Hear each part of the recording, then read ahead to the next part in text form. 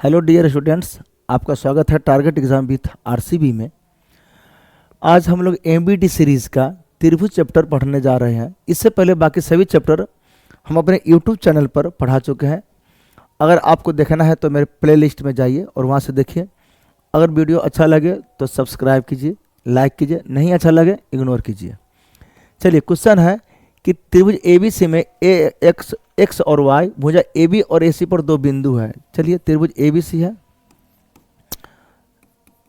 और एबी पर और एसी पर दो बिंदु एक्स और वाई है। एक्स और वाई है, जहाँ एक्स वाई क्या है, समांतर है बीसी का। यह समांतर हम जानते हैं। तो किस नियम से आ गया, थेल्स प्रमेय से, कि इसके समांतर और मध्य बिंदु में है। तो मध्य बिंदु तो हम जानते हैं कि ए एक्स बटा एक्स बी बराबर ए वाई बटा वाई सी। तो हमारा ए एक्स अनुपात एक्स भी दिया हुआ है 2/3, तो हम यहाँ लिख सकते हैं 2/3 बराबर ए वाई बटा वाई सी। अर्थात हमारा ए वाई बटा वाई सी भी आया 2/3, अर्थात 2:3 हमारा आंसर इसका भी होगा। ठीक है, चलिए अब है दो समरूप त्रिभुजों, इतना और इतना का क्षेत्रफल है। तो एक का दिया हुआ, देखिए दो समरूप त्रिभुज है, इसमें तो थोड़ा टाइम लगेगा। दो समरूप, एगो है ए बी सी, एगो है पी क्यू आर। अब इसका क्षेत्रफल 81 और इसका दिया हुआ क्षेत्रफल दिया हुआ है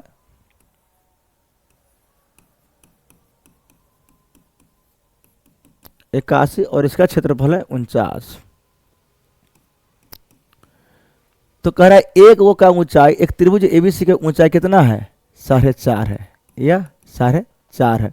तो पी क्यू आर की ऊंचाई क्या होगा, हम जानते हैं कि दो त्रिभुज के क्षेत्रफलों का जो अनुपात होता है उसके संगत भुजाओं के वर्गों के अनुपात के बराबर होता है। तो हम उसी पर यह लगाएंगे तो हमारा आंसर आ जाएगा। तो हम लिख सकते हैं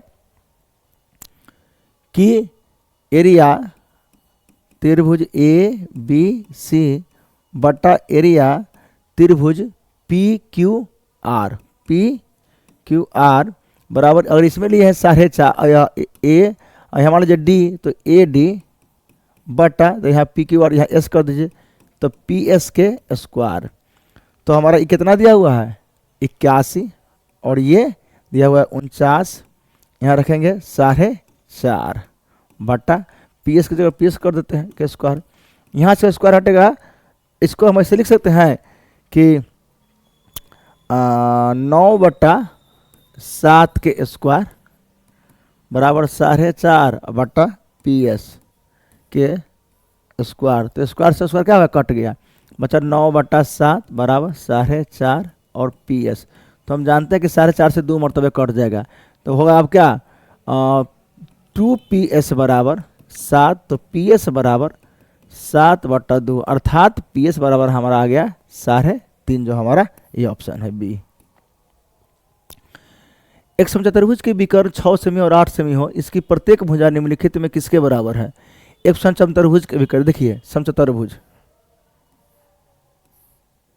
ये है, इसका विकर्ण एक यह है और एक यह है। तो ये लगभग ए बी सी डी है।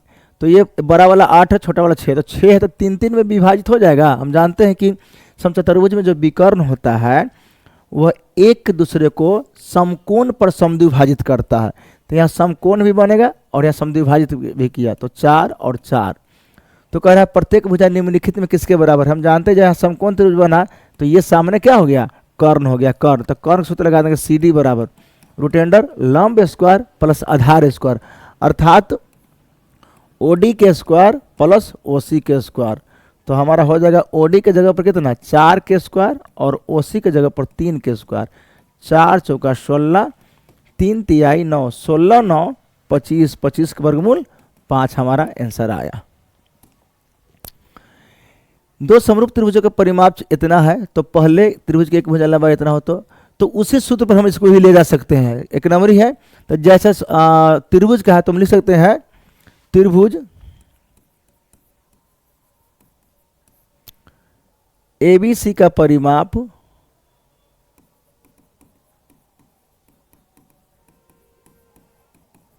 बट्टा, मान लेते दो त्रिभुज है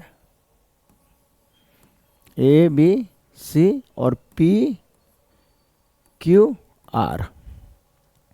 बटा त्रिभुज पी क्यू आर का परिमाप। तो हो जाएगा इधर क्या दिया हुआ है, एक लंबाई दिया हुआ है मुझे कहते मान लेते हैं BC दिया हुआ है, तो BC इधर कर लेते हैं PQ। तो इसका दिया हुआ है 30, इसका दिया हुआ है 20, BC दिया हुआ है हमको 18 और PQ नहीं पता है, छोड़ दीजिए। तो ये से कट गया, 3 छक 18, कोने का गुना करेंगे तो PQ बराबर हमारा हो जाएगा 12, हमारा आंसर आया। त्रिभुज के तीनों कोनों का योगफल कितना होता है, ये तो हम छठे से ही जान रहे हैं कि त्रिभुज के तीनों कोनों का योगफल 180 डिग्री होता है। यदि त्रिभुज PQ और PQ बराबर PR, तो कोण Q बराबर 40, तो कोण P बराबर, देखिए कोण त्रिभुज PQR है और इसमें दो भुजा बराबर है। तो जब दो भुजा बराबर होगा PQR, तो PQ बराबर PR, यानी दोनों बराबर है, अर्थात इसके सामने कोण ए भी बराबर होगा, तो ए भी x और ए भी x। और कोण Q बराबर है 40, कोण Q बराबर 40, यहाँ दिया हुआ है ये 40 है, जब यह 40 है तो ये भी 40 है। जानते हैं सम्मुख भुजा के सामने का कोण समान होता है, तो 40 तो 40, जब ये 40 तो दोनों मिलकर कितना हो गया 80। और हम जानते हैं कि त्रिभुज के तीनों कोणों का मान 180 डिग्री होता है। कितना होता है 180 डिग्री। 180 में से 80 बन चुका है तो कितना बचेगा 100, अर्थात P का मान हमारा आ गया 100 डिग्री। चलिए, दो समरूप त्रिभुजों के क्षेत्रफलों का अनुपात 121:64 है, तो उनके संगत माध्यिकाओं का अनुपात वही बात है। लगाइए, सीधा हम जानते हैं कि अगर क्षेत्रफल दिया रहेगा तो उस पर स्क्वायर रूट चढ़ा के आंसर निकाल सकते हैं, लेकिन देखिए तो क्या करेंगे, सीधा 121/64 पर आप रूट चढ़ा दीजिए तो कितना हो जाएगा 11:8, तो हमारा यही आंसर आ गया। यदि त्रिभुज PQR में PR² बराबर इतना, तो Q बराबर, हम जानते हैं कि किस त्रिभुज में कर्ण का स्क्वायर जो होता है वह अपने दोनों भुजाओं के वर्गों के स्क्वायर के योगफल के बराबर होता है, अन्य दो भुजाओं के वर्गों के योगफल के बराबर होता है।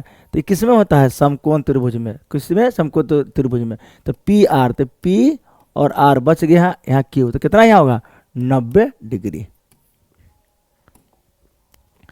दो समरूप त्रिभुजों की भुजाओं का अनुपात 4:9 है, तो आगे कुछ होगा इसमें।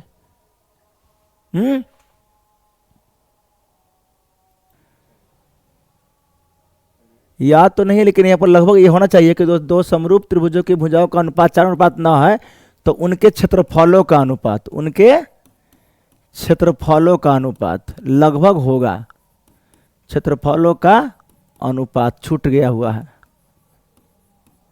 क्या होगा, तो सीधा स्क्वायर चढ़ा दीजिए। जब भुजा दिया हुआ है, क्षेत्रफल मांग रहा है, स्क्वायर चढ़ा दीजिए दोनों पर, 4 के स्क्वायर और 9 के स्क्वायर, 4 चौका 16, 9 9 81, हमारा आंसर आ गया।